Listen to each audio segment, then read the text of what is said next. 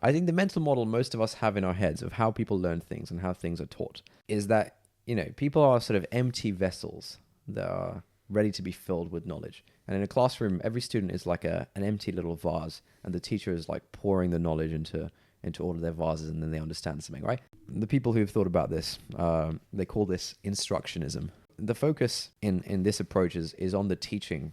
It's on trying to like instruct the students and like fill their vessels better. It's the idea that if you fill these vessels in the right way by the right teacher at the right time, then like the student will have understood something or learned something. And we talk about knowledge as being something that's like passed down through the generations, like transmitted from one person to the other, as if like I have this thing and I can like throw it to you, and now you've got this thing. This isn't really how it works. A better sort of framework or mental model to think about this is that we don't learn something through transmission. We learn something by reconstruction. We don't like copy paste knowledge from the teacher's head into our own. Instead, we have to like reconstruct the knowledge from the ground up in our own way, in our own heads, for us to actually understand something. And this is where constructionism comes from. You're sort of reconstructing this thing. And there's a metaphor, which I think is pretty good. I call this the dark room metaphor. So I'll just read an excerpt from my blog post. Learning something new is like exploring a room. You don't really know anything to begin with, so the room is pitch black. You slowly walk through, fumbling around.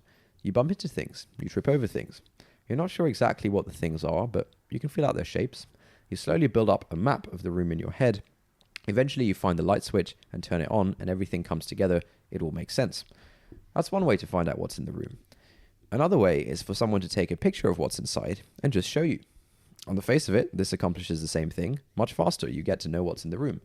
But in reality, this understanding is much more brittle. Chances are, if someone showed you a picture of the same room from a different angle, for example, you wouldn't recognize it. And this is one way to think about constructionism. By exploring the room on your own, you build up your own sort of 3D model of it in your head, and you can freely manipulate this model as you require. Whereas if all you've seen is a picture, and this is what Instructionism is close to, this is what the sort of empty vessel framework is close to, if all you've seen is a picture, you can't actually use that knowledge in the same way.